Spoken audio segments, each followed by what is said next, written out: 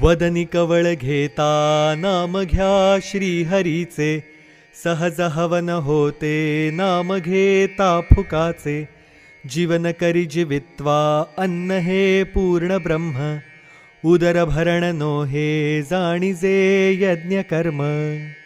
मुखी अन्न घेता करावा विचार, कशासाठी हे अन्न मी सेवणार.